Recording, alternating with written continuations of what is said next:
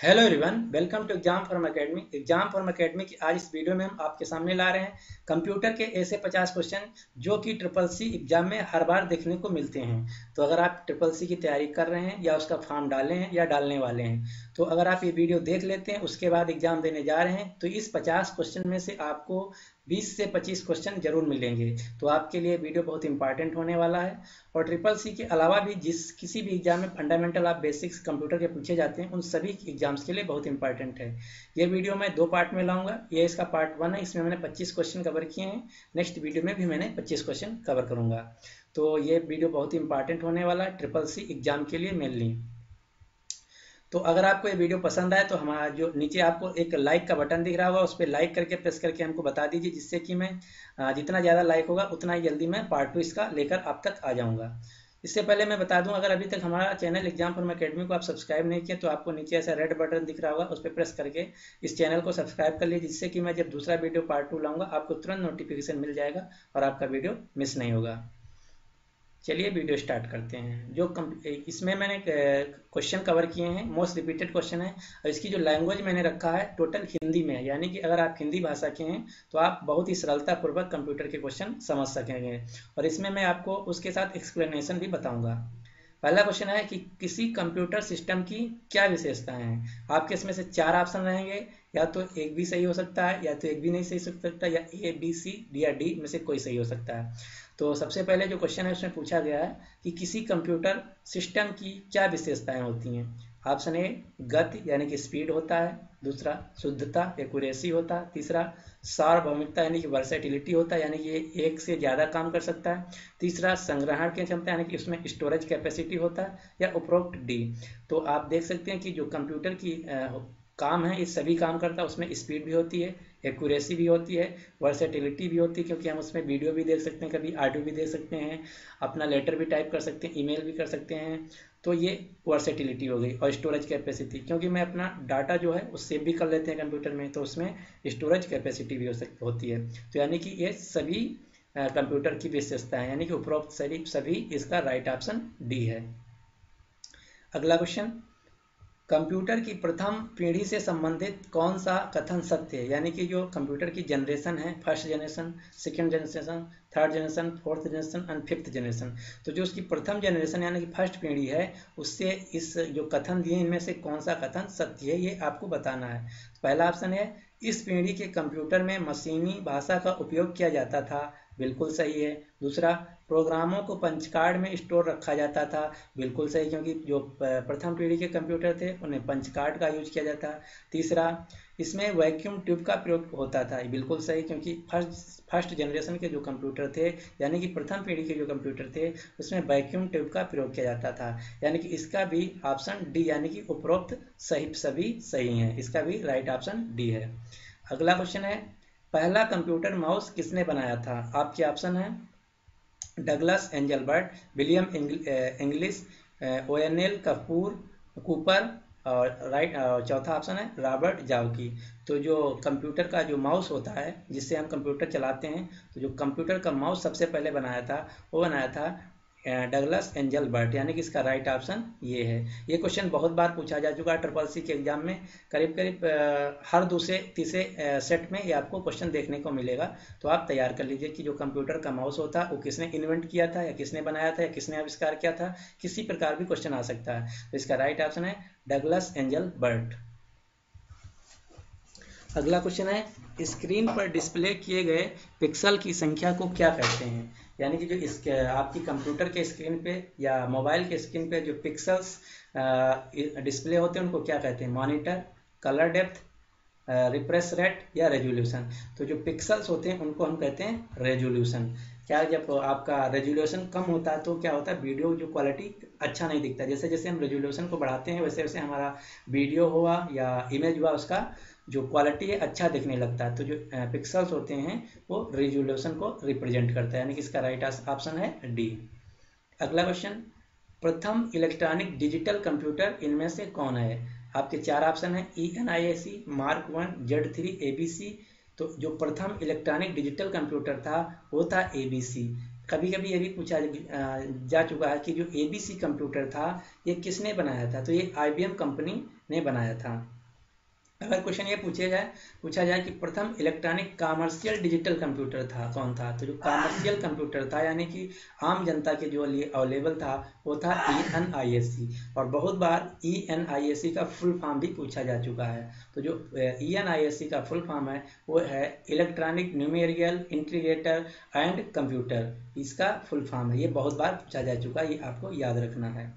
अगला question number 5, EEPROM से क्या तात्पर्य है, तो इसका यानी कि इसमें फुल फॉर्म पूछा गया है। तो E फॉर होता है electrically erasable programmable read only memory, तो आपको ये ढूंढना किसमें है, electrically erasable programmable read only memory. तो पहला ऑप्शन देखते हैं, electrically erasable programmable read only memory, यानी कि राइट ऑप्शन ए ही है।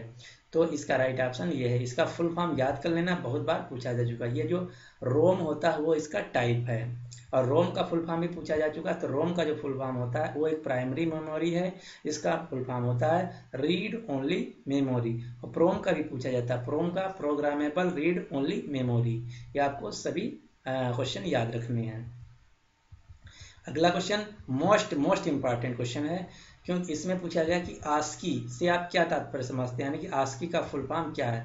तो आस्की क्या होता है, जो हम कंप्यूटर में बाइनरी डिजिट कोड यूज करते हैं 0 और 1, तो 0 1 जो काम करता है वो आस्की पे यानी कि आस्की सिस्टम पे ही काम करता है, तो उसी का फुल फॉर्म पूछा गया है। तो आस्की का फुल फॉर्म क्या है, American standard code for information interchange. इसमें से देखते हैं कौन सा है, American standard code for information interchange, यानी कि इसका राइट ऑप्शन ये है।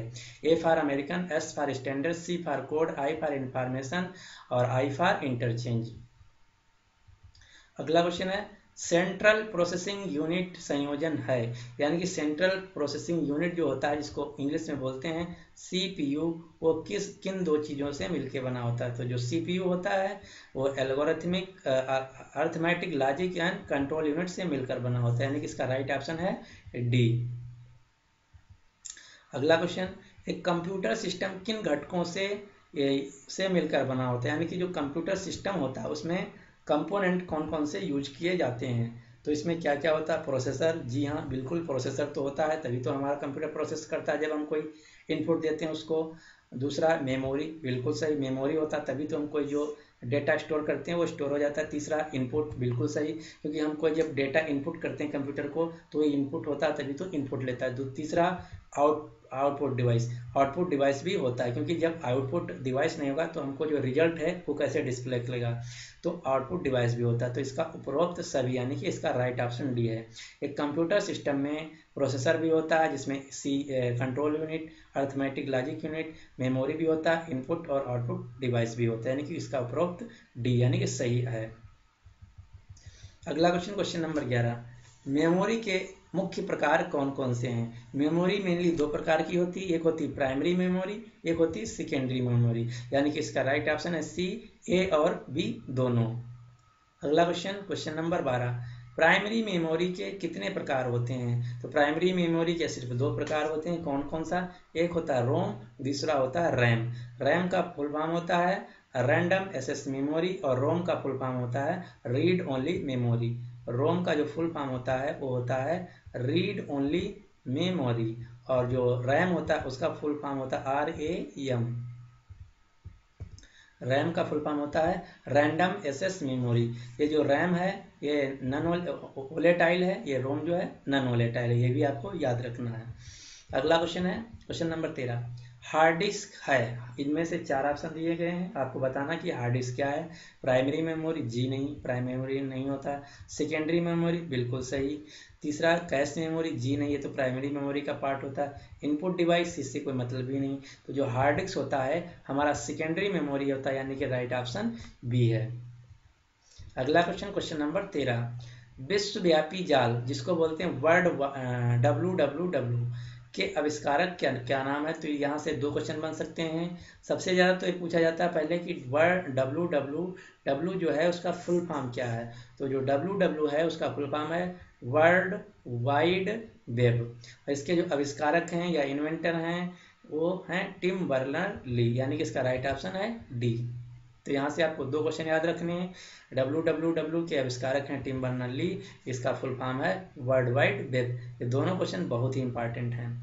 अगला क्वेश्चन, मुख्य मेमोरी किसे कहा जाता है? प्राइमरी मेमोरी को, सेकेंडरी मेमोरी को, बफर मेमोरी को, कैश मेमोरी को? जो मुख्य मेमोरी है जिसे प्राइमरी मेमोरी कहते हैं उसका राइट ऑप्शन ए, यानी कि मुख्य मेमोरी को या मेन मेमोरी को हम प्राइमरी मेमोरी के नाम से भी जानते हैं। अगला क्वेश्चन, क्वेश्चन नंबर 15, कोई वेबसाइट एक्सेस करने पे सबसे पहले जो पेज दिखाई पड़ता है उसे क्या कहते हैं? यानी कि जब हम कोई पेज खोलते हैं, जैसे मैंने खोला www.facebook.com, तो जो सबसे पहले पेज आएगा खुल के उसको क्या कहते हैं? उसको कहते हैं हम होम पेज, यानी कि इसका राइट ऑप्शन है सी। अगला क्वेश्चन कि कौन से संग्रहण यंत्र यानी कि स्टोरेज डिवाइस है, यानी कि इसमें से 4 ऑप्शन दिए हैं, आपको बताना है इसमें से कौन सा स्टोरेज डिवाइस है। मेमोरी कार्ड बिल्कुल सही, क्योंकि मेमोरी कार्ड में हम कोई भी डेटा स्टोर करते हैं। CD DVD बिल्कुल सही, क्योंकि CD DVD भी स्टोरेज डिवाइस है। सी हार्ड डिस्क में भी हार्ड डिस्क एक सेकेंडरी स्टोरेज डिवाइस है, यानी कि उपरोक्त सभी, यानी कि राइट ऑप्शन डी है। अगला क्वेश्चन, क्वेश्चन नंबर 17, सॉफ्टवेयर जो आप कार्यों के लिए जैसे दस्तावेज, टाइपिंग या एक स्प्रेडशीट बनाने के काम आते हैं, वो कौन से सॉफ्टवेयर हैं? तो हम आपको सबसे पहले बता दें कि सॉफ्टवेयर के प्रकार, सॉफ्टवेयर मेनली 3 प्रकार के होते हैं। Number 1 application software, number 2 system software, number 3 utility software. अब हम एक एक करके जानते हैं एप्लीकेशन सॉफ्टवेयर क्या होते हैं। एप्लीकेशन सॉफ्टवेयर वह सॉफ्टवेयर होते हैं जिनको हम अपनी ज़रूरत के लिए यूज करते हैं, जैसे हम मल्टीमीडिया हो गया, ब्राउज़र हो गया, या फिर आप कह सकते हैं ये जो MS वर्ड होता है, ये सब हैं एप्लीकेशन सॉफ्टवेयर, क्योंकि हम उनको अपनी ज़रूरत के लिए यूज करते हैं। और सिस्टम सॉफ्टवेयर वह सॉफ्टवेयर होते हैं जिनको कंप्यूटर की एक्सेसिबिलिटी यानी कि उसको रन करने के लिए यूज करते हैं, जैसे कि ऑपरेटिंग सिस्टम, एंड्रॉयड में जो होता है, कंप्यूटर मोबाइल में जो होता है एंड्रॉयड, वो है सिस्टम सॉफ्टवेयर। अगर आप कंप्यूटर में ऑपरेटिंग सिस्टम नहीं होगा तो कंप्यूटर नहीं चलेगा। इंटरप्रेटर, ये सब क्या है? ऑपरेटिंग सिस्टम, ये कंप्यूटर को चलाने में मदद करते हैं। तीसरा है यूटिलिटी सॉफ्टवेयर। यूटिलिटी सॉफ्टवेयर वे सॉफ्टवेयर होते हैं जिनको हम किसी भी कार्य को मतलब तेजी से करने के लिए या उसमें और शुद्धता लाने के लिए करते हैं, जैसे मॉडम। ये एक मॉडम जब हम लगाते हैं पहली बार तो उसमें एक सॉफ्टवेयर इंस्टॉल होता है, वो यूटिलिटी सॉफ्टवेयर है। एंटीवायरस, ये क्या है? यूटिलिटी सा। अगर एंटीवायरस कंप्यूटर में ना हो तब भी कंप्यूटर चलेगा, लेकिन अगर एंटीवायरस कंप्यूटर में इंस्टॉल है तो क्या है? कंप्यूटर की यूटिलिटी को बढ़ा देता है, यानी कि उसमें जो वायरस होते हैं उनसे लड़ने की क्षमता होती है, वो वायरस नहीं आने देता। तो इस प्रकार क्या है? कंप्यूटर की यूटिलिटी यानी कि उसकी क्षमता को बढ़ा देता है। तो इस प्रकार से कंप्यूटर सॉफ्टवेयर होते हैं, यानी 3 प्रकार के होते हैं, application software, system software, utility software. तो इसमें ये क्वेश्चन ये पूछा गया है कि जो सॉफ्टवेयर आप यूज करते हैं किसी दस्तावेज को टाइप करने के लिए या स्प्रेडशीट करने के लिए, तो कौन सा होता है? तो वो होता है एप्लीकेशन सॉफ्टवेयर, क्योंकि उसको हम अपनी ज़रूरत के लिए यूज करते हैं, न कि कंप्यूटर की ज़रूरत के लिए। तो अगर आपसे क्वेश्चन ये पूछा जाए कि MS ऑफिस क्या है? Application software, system software, utility software, तो उसका राइट ऑप्शन है MS ऑफिस एक एप्लीकेशन सॉफ्टवेयर है। अगला क्वेश्चन कि वर्ड प्रोसेसिंग, अगला क्वेश्चन वहीं आ गया। वर्ड प्रोसेसिंग, स्प्रेडशीट और फोटो एडिटिंग सॉफ्टवेयर क्या हैं? तो इन सभी सॉफ्टवेयर को अगर कंप्यूटर में ना डालें तभी भी कंप्यूटर चलेगा।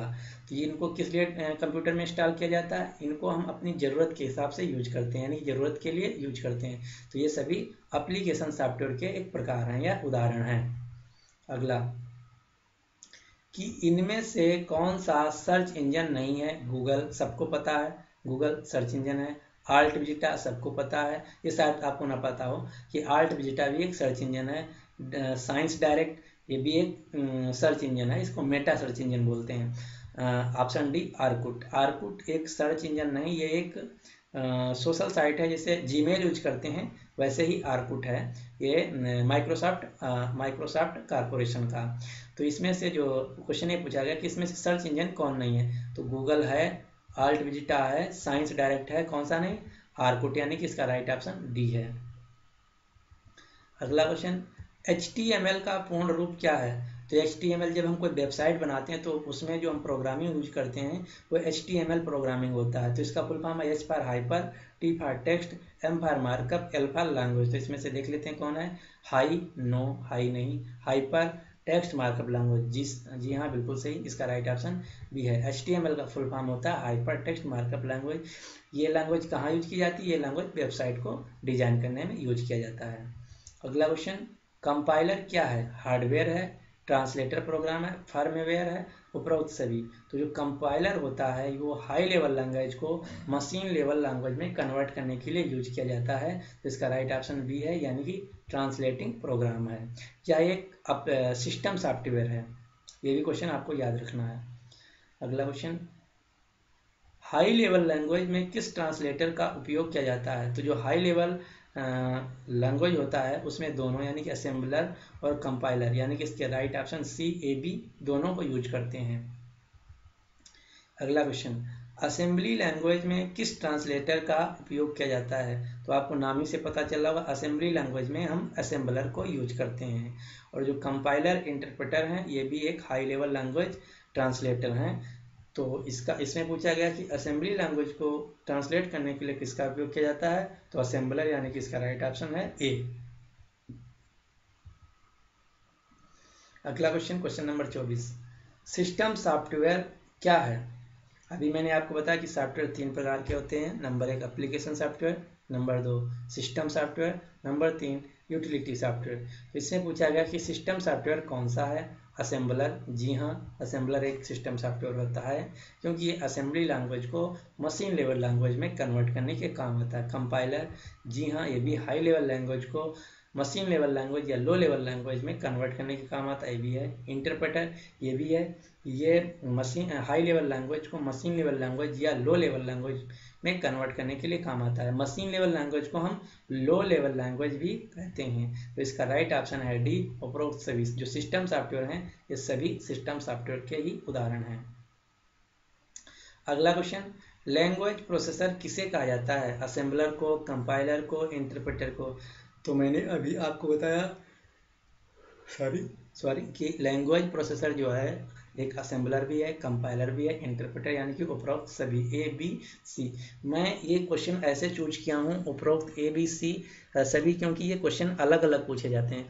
आपको एग्जाम में ऐसे पूछा जाएगा कि लैंग्वेज प्रोसेसर इनमें से कौन सा है? सिर्फ एक दिया होगा असेंबलर, दूसरा दिया होगा कि MS वर्ड, MS ऑफिस या मोजिला फायरफॉक्स। तो वहाँ आपको एक ही ऑप्शन मिलेगा असेंबलर, जो कि सही होगा। तो मैंने इसमें सब मैक्सिमम से मैक्सिमम जितने क्वेश्चन एक ही क्वेश्चन में बन सकते हैं वो सभी कवर किया। यहाँ से आपको 3 क्वेश्चन बन सकते हैं। एक क्वेश्चन में ये दे सकता है असेंबलर, एक क्वेश्चन में कंपाइलर दे सकता है, क्वेश्चन में इंटरप्रेटर दे सकता है। तो मैंने यहाँ एक ही साथ तीनों क्वेश्चन कवर कर लिया। तो आपको अब याद हो गया होगा कि जो लैंग्वेज प्रोसेसर हैं हमारे पास 3 है, एक असेंबलर है, कंपाइलर है, इंटरप्रेटर है। तो आपको ये क्वेश्चन कहीं भी दिखे आप तुरंत टिक कर देंगे। अगला क्वेश्चन है कि इंटरनेट पर जो www होता है उसका क्या अर्थ है? इसको मैंने सबसे पहले बता चुका हूँ कि क्वेश्चन मोस्ट इंपॉर्टेंट, आप इसको रट लीजिए। यहाँ से सिर्फ 2 क्वेश्चन बनते हैं। पहला क्वेश्चन कि www का क्या अर्थ है या इसका फुल फॉर्म क्या है? तो इसका फुल फॉर्म है वर्ल्ड वाइड वेब, ये ऑप्शन सी। दूसरा क्वेश्चन ये पूछा जाता है कि www जो है इसके इन्वेंटर कौन है या इसके फादर कौन है? तो इसके जो इन्वेंटर या फादर या जनक जो भी कह लीजिए उनका नाम है टिम बर्नर ली। आपको ये भी याद रखना है। अगला क्वेश्चन है कि माइक्रोसॉफ्ट वर्ड में नए डॉक्यूमेंट के लिए बोर्ड सीट जो शॉर्टकट है उसके लिए शॉर्टकट क्या है?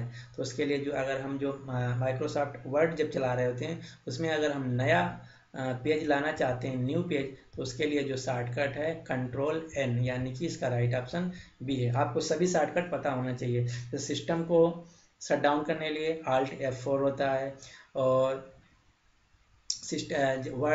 MS वर्ड में कोई अगर वर्ड गलत हो गया तो उसको स्पेल चेक करने F7 यूज किया जाता है, और किसी वर्ड को हम फाइंड करने के लिए Ctrl+H यूज करते हैं, हाइपर लिंक लगाने के लिए Ctrl+K यूज करते हैं। तो आप ये सभी शॉर्टकट याद रखना है। और किसी भी डॉक्यूमेंट को सेव करने के लिए Ctrl+S यूज करते हैं, उसी का डुप्लीकेट बनाने के लिए Ctrl+M यूज करते हैं। तो आपको ये सभी शॉर्टकट याद रखना है। अगला क्वेश्चन है किसी संगठन के वेबसाइट के आगे अगर .com लगा हुआ है तो उसका मतलब क्या है, यानी कि वो किसको सूचित करता है? आपने देखा होगा facebook.com या upsc.com या फिर किसी भी कोई अगर वेबसाइट खोलते हैं तो जैसे SBI.com, तो उसके आगे .com जो लगा होता है उसका क्या मतलब होता है, तो मैं आपको इसके साथ साथ और भी बता दूं। आप कभी कहीं कहीं देखते होंगे .in लगा होता है, कहीं कहीं .nic लगा होता है, कहीं कहीं .org लगा होता है। तो इन सभी का मतलब होता है कि वो किसको रिप्रेजेंट करते हैं। जो .com होता है वो कॉमर्शियल को रिप्रेजेंट करता है, यानी कि .com मतलब वो कंपनी कॉमर्शियल है, तो इसका राइट ऑप्शन डी है। अगर .org लगा तो उसका मतलब ऑर्गेनाइजेशन, .in लगा मतलब वो इंडिया को रिप्रेजेंट करता है, .nic का मतलब होता है नेटवर्क इंफॉर्मेशन, नहीं .nic का मतलब नहीं, .com का मतलब कॉमर्शियल, .in का मतलब इंडिया और .org का मतलब ऑर्गेनाइजेशन। तो ये आपको याद रखना है। अगला क्वेश्चन है कि कंप्यूटर वायरस क्या है। एक फफूंद है, एक बैक्टीरिया है, IC7344 है, या सॉफ्टवेयर प्रोग्राम है। तो जो एक कंप्यूटर वायरस होता है उसका मतलब होता है एक कंप्यूटर सॉफ्टवेयर प्रोग्राम है। वायरस क्या है? एक सॉफ्टवेयर प्रोग्राम है। और कभी कभी ये भी पूछ लिया जाता है कि वायरस का फुल फॉर्म क्या है। तो वायरस का जो फुल फॉर्म है वो है whittle information resource under seize. Whittle information resource under seize, आपको ये याद रखना है। तो ये था, हमने 25 बोला था लेकिन हमने आपके साथ 30 क्वेश्चन डिस्कस कर लिए पार्ट 1 के। तो ये था SSC एग्जाम के लिए मोस्ट इम्पॉर्टेंट क्वेश्चनों का पार्ट 1। इसके बाद मैं लाऊंगा आपके सामने पार्ट 2। उसमें मैं ज़्यादातर फोकस किया हूँ जो MS वर्ड है, MS वर्ड है, पावर पॉइंट है, एक्सेल है और इंटरनेट है, और इंटरनेट हो गया, और मैंने उसमें और 2-3 टॉपिक मैंने कवर किया है जो कि उससे मैं क्वेश्चन कवर करूंगा। उसमें मैंने 40 प्लस क्वेश्चन रखे हैं क्योंकि 50 में सेट नहीं हो रहा था, क्योंकि जो मेन क्वेश्चन थे वो रह जा रहे थे। तो इसमें मैंने 30 कवर किया, उसमें करीब करीब 40 प्लस क्वेश्चन कवर करेंगे। तो अगर आप ये दोनों वीडियो देख लेते हैं तो आप SSC का एग्जाम देने जा रहे हैं तो 100 में से 70 क्वेश्चन तो आप करके आ ही जाएंगे, क्योंकि 10-20 तो आप खुद ही पढ़े होंगे और यहाँ से कुछ आपको मिल जाएगा। तो आई होप आपको वीडियो पसंद आया होगा। तो अगर आपको पार्ट 2 चाहिए जितना जल्दी, तो आप जितना से जितना ज़्यादा लाइक करेंगे उतना जल्दी मैं आप तक पार्ट 2 लेकर आऊँगा। पार्ट 2 एकदम बना के मैंने रेडी कर रखा है। जैसे जैसे आपका डिमांड बढ़ेगा मैं आपको तुरंत अपलोड कर लूँगा। और जैसे आप वीडियो देखते हैं तो कमेंट बॉक्स में तुरंत आप ये लिख दीजिए कि सर पार्ट 2 जल्दी से अपलोड कर दीजिए, जिससे हमको पता चले कि पार्ट 2 की डिमांड है, तो उसी हिसाब से मैं अपलोड कर दूँगा। और हाँ, अगर अभी तक एग्जाम फॉर्म अकेडमी को आप सब्सक्राइब नहीं किए हैं तो इसको सब्सक्राइब कर लीजिए, जिससे कि आप जब मैं पार्ट 2 अपलोड करूंगा आपको नोटिफिकेशन मिल जाएगा। और इस वीडियो का PDF फाइल भी आपको डिस्क्रिप्शन बॉक्स में मिल जाएगा, आप वहां से डाउनलोड कर सकते हैं, जिससे कि आप बाद में भी पढ़ सकते हैं जब कभी चाहें। तो thanks for watching and good luck for your exam.